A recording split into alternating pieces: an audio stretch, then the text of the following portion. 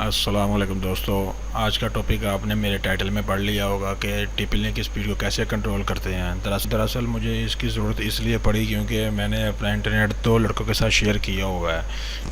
तो मेरी speed 8 MB की है, जबकि मुझे इस वक्त बहुत कम स्पीड आ रही है। तो जब भी हम में से तीनों में से कोई एक लड़का या कोई भी यूज़र हमारा डाउनलोडिंग कोई लगा देता है तो हमें स्पीड नहीं मिलती, फिर सारी की सारी स्पीड उसको चली जाती है। जब वो डाउनलोडिंग पे लगता है, ब्राउजिंग करते रहे हम, ब्राउजिंग में कोई इशू नहीं है, लेकिन जब हम डाउनलोडिंग करते हैं तो सारी की सारी स्पीड उधर चली जाती है।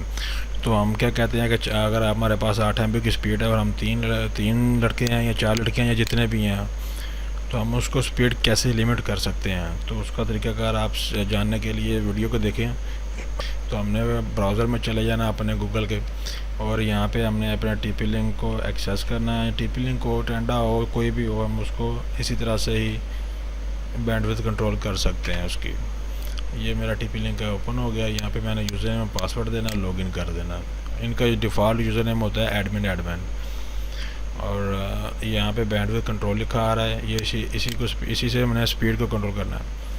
ये बैंडविड्थ लिखा हुआ आ रहा है, इसी से हमने स्पीड को कंट्रोल करना है। तो मैंने पहले ही सेटिंग करनी है। तो मुझे भी ये स्पीड का इशू आ रहा था, तो मैं सेटिंग करने लगा हूँ। जैसे मैंने करनी है वैसे ही आपने भी कर लेनी है। इसको अनचेक किया होगा आपने, इसको चेक कर देना। यहाँ पे आपने 50,000 लिख देना, यहाँ पे भी आपने 50,000 लिख देना। इसका मतलब होता है 50 MB इंटरनेट अपलोडिंग और डाउनलोडिंग दोनों।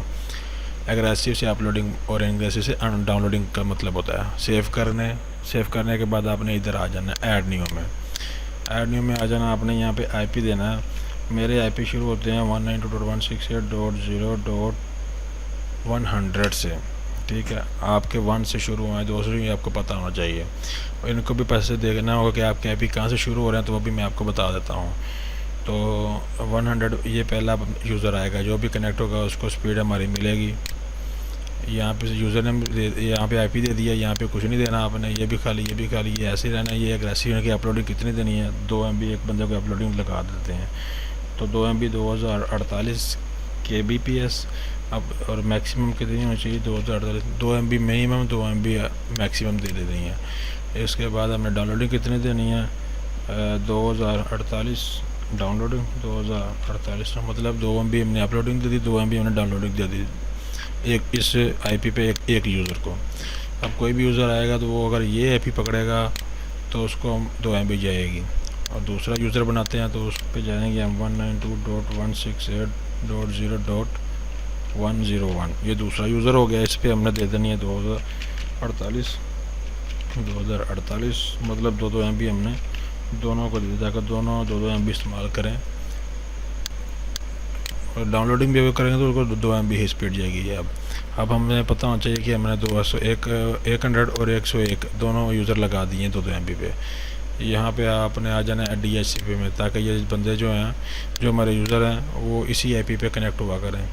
अब ये एक है और ये एक है, बाकी जो हैं ये भी कनेक्ट हैं। इनको स्पीड फुल जा रही है, इनको 2 MB जा रही है।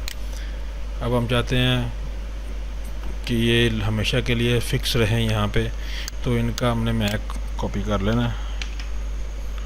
DHCP लिस्ट में, क्लाइंट लिस्ट में आएंगे तो इसको यहाँ पे सारे आपके क्लाइंट आ जाएंगे। यहाँ पे आपने एक बंदे का मैक कॉपी करना है, जिसको आपने 2 MB स्पीड देनी है, जिसका मैक एड्रेस इस IP पे फिक्स कर देना है। हमने रिजर्वेशन कर देना है, एड्रेस रिजर्वेशन कहते हैं।